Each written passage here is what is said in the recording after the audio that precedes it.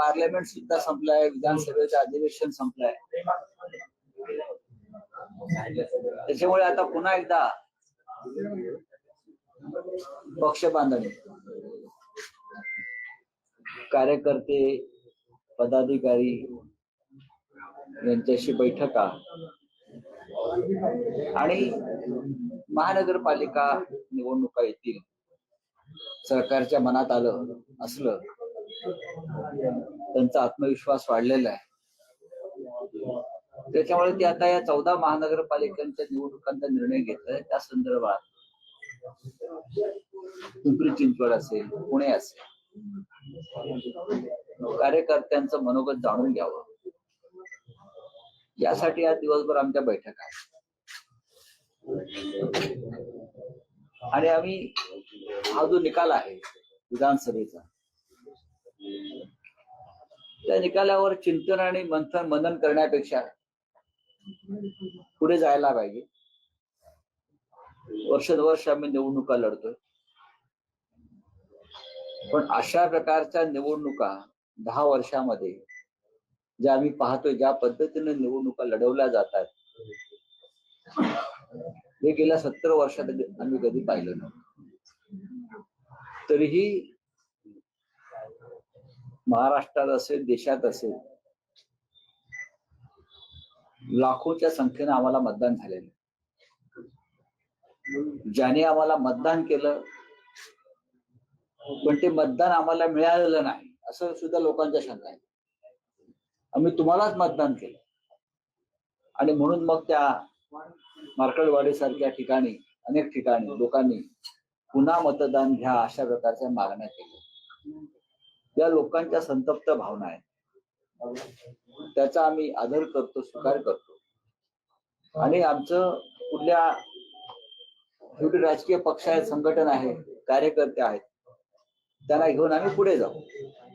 पण जसं तुम्ही आता महापालिका निवडणुकीचा उल्लेख केला, स्वबळाची तयारी असणार आहे का पुणे, पिंपरी चिंचवड या दोन्ही महापालिका? महाविकास आघाडी ही अद्याप आहे ना, ह्या ज्या चर्चा सध्या सुरू आहेत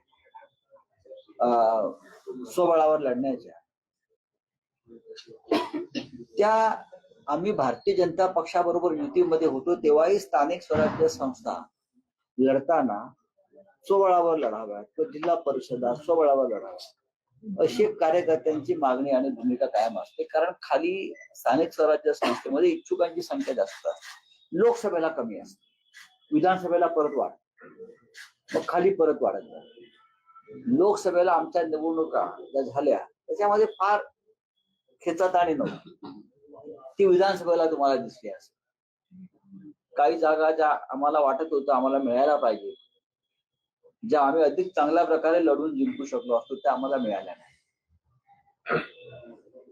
राष्ट्रवादीला मिळाल्या नसतील, काँग्रेसची अपेक्षा असेल, पण आम्ही खेड आळंदीची जागा शेवटच्या क्षणी आम्हाला मिळाली आणि आम्ही ती जिंकलो.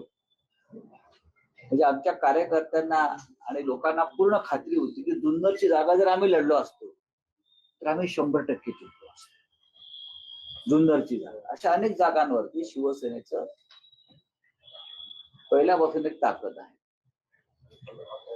राष्ट्रवादी काँग्रेसला वाटत असेल की अमुक अमुक जागा आमच्या वाट्याला आली असेल आम्ही जिंकलो असतो, पण आता निवडणुकीत जेव्हा आघाडी असते 2 किंवा 3 पक्षाची, तेव्हा हे असं होत असतं.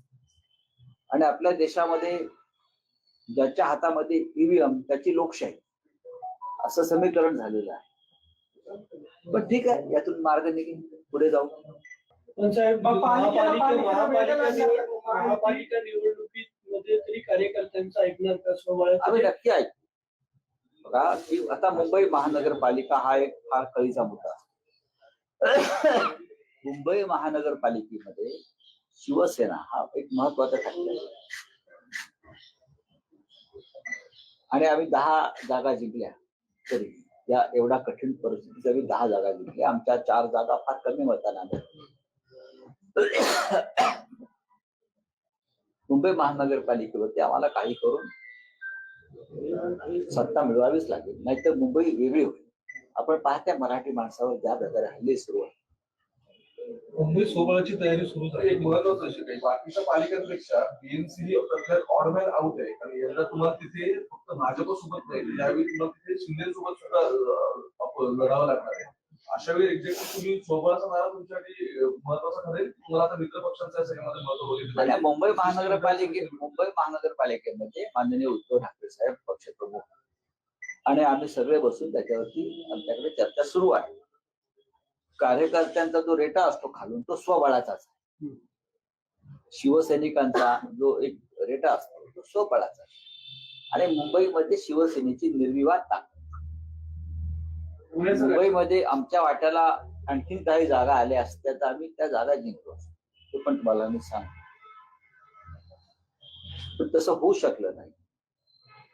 आता मुंबईमध्ये आम्हाला लढावंच लागेल आणि आमच्या सगळ्या प्रमुख कार्यकर्त्यांची नेत्यांची जी मानसिकता आहे मी मुंबई पुरतं बोलतो.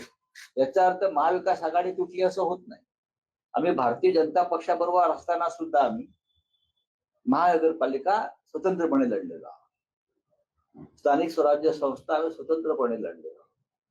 आता ह्याच्यातून आम्ही कसं काय मार्ग काढायचा पाहतो. आता पुणे असेल, पुण्यामध्ये असेल किंवा पिंपरी चिंचवड असेल, नाशिक असेल, महाविकास आघाडी आहेच.